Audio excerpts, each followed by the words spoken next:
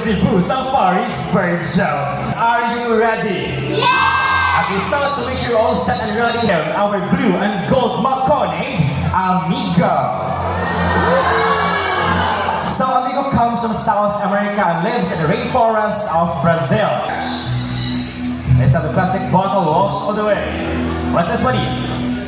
Which bin? Open the non-bottle bin and he jumped inside. Good bird. Next chance, a pair box walks all the way.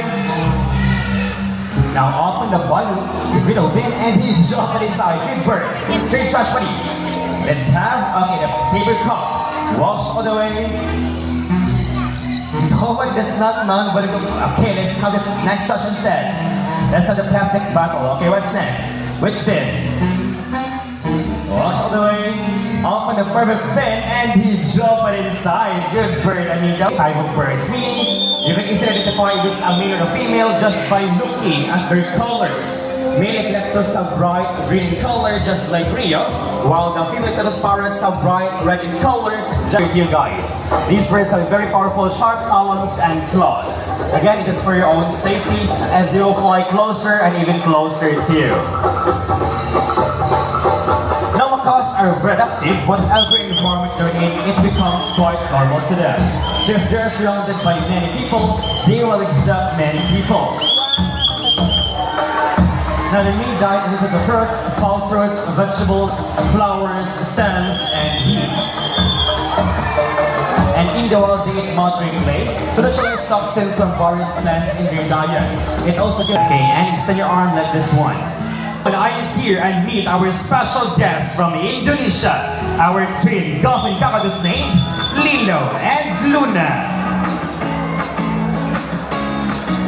So dolphin kakadus are the smallest kakadus in the world. They can only grow up to 32 centimeters in length from its beak down to its tail with a wingspan of 45 to 65 centimeters. Okay, all set and ready. Ladies and gentlemen, meet our last prominent kite named Sky. So public kites, they practice leptoparasitism. They love to touch the bush from other birds, even in the air. Now these medium-sized bird of prey can be found in the skies of Sri Lanka, Nepal, India, and Pakistan.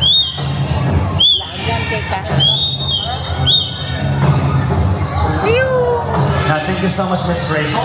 I guess we're all set and ready for the first song. Now for the first song. Whoa, whoa, yeah. I love you more than I can.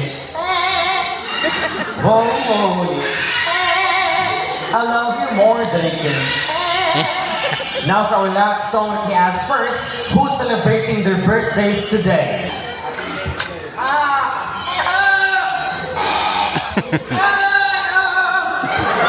Okay, again.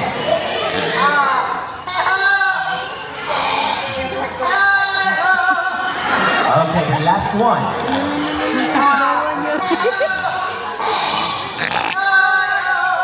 Now see how talented parrots are? They can mimic sound so well because their brains are super smart. And I guess.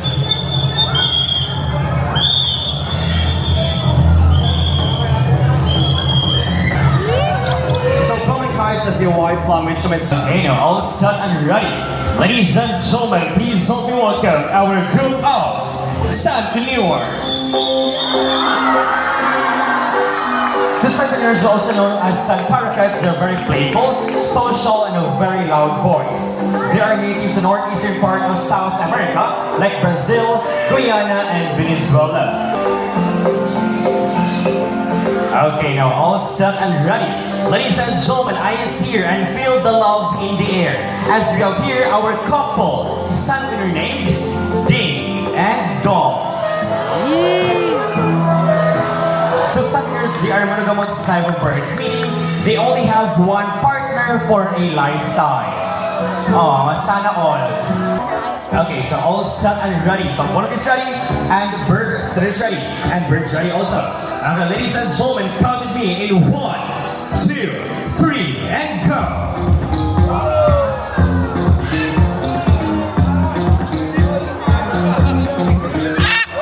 Good birds. So they're now showing their natural here, guys. Do you want to say it one more time? Okay, so Matt and Carl, let's do it again one more time, buddies. Okay, so one is ready, and bird is ready, and bird's ready. Ladies and gentlemen, count with me again in 1, 2, 3, and go.